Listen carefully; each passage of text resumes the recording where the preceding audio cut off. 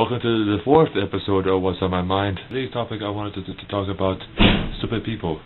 Now let's face it, we all have stupid friends, and they're the ones who constantly make us laugh and giggle, and they're always the ones who constantly embarrass us. So how the story goes is that one day in high school, Mr. E and Mr. M were attending classes and decided, hey, crazy idea, why not skip today's class and go off on a great adventure. Now when I say adventure, I mean drink adventure. Apparently Mr.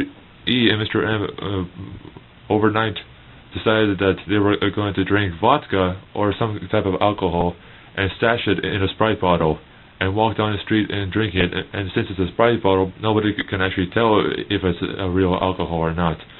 So the two of them cut class, started walking down the street, drinking it constantly, and they ran into our high school principal.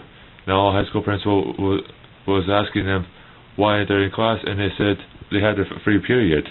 But Mr. E, as stupid as it sounds, decided, hey, maybe he wants some of our alcohol. So he runs and he goes, hey, I have this alcohol in a Sprite bottle. You want some of this? And Mr. H decides to confiscate the alcohol, tells him to go up there in his office, sit down, and they both get suspended from school for a couple of days. And then at the very end, Mr. E and Mr. M say to themselves, why did we get in trouble? We were just being honest. I mean, come on, seriously. How ridiculous is that? You never ever bring alcohol to school, and if you do not wave it in front of the teacher or the principal and say, hey, I have this alcohol, you want some of this? We should share, maybe we can go after a party or not.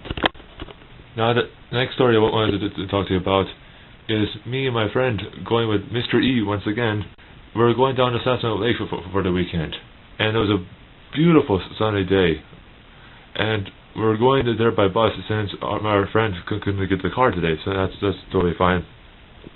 As we're finishing up at the beach, we're heading home, and it's been a long day, and the nearest bus stop is all the way down the hill. Now as we're going down the hill, a lot of people who were driving, they were wasted, and they were driving down the hill and just yelling and screaming at the top of their lungs, and two guys in a black, I think it was a convertible, I think it was a sports car, were driving down the road and they yelled out, bags!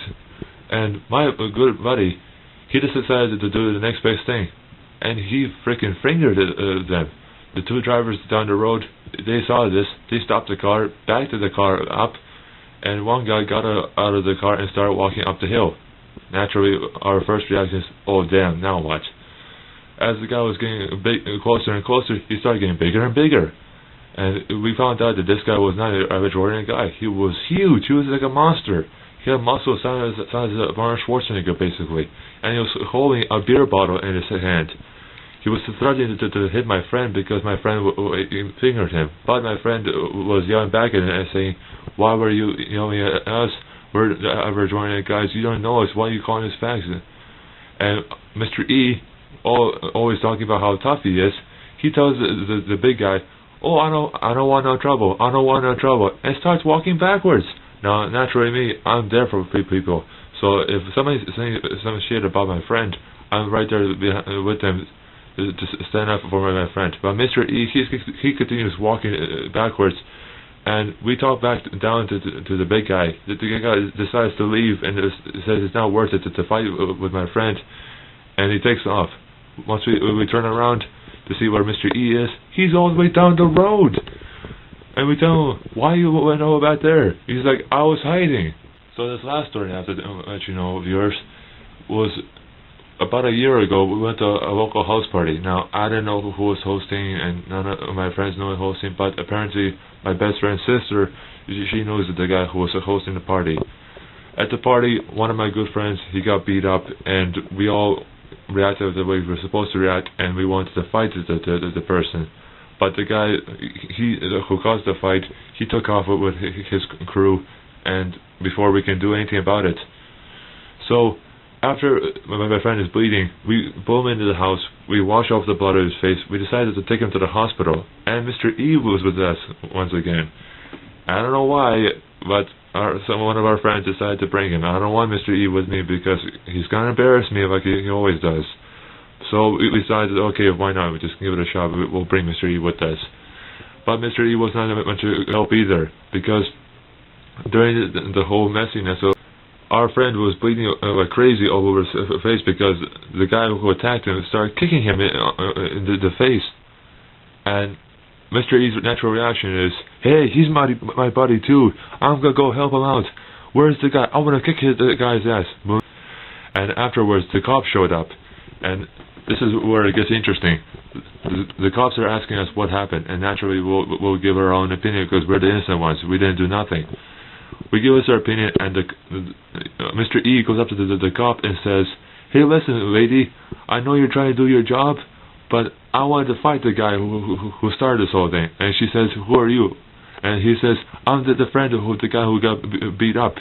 And listen, you tell if you find that the guy who started it, tell him that I'm looking for him. I want us to start. And she kept telling him to shut up and not say anything and let us, the regular people, continue the conversation to know what was happening.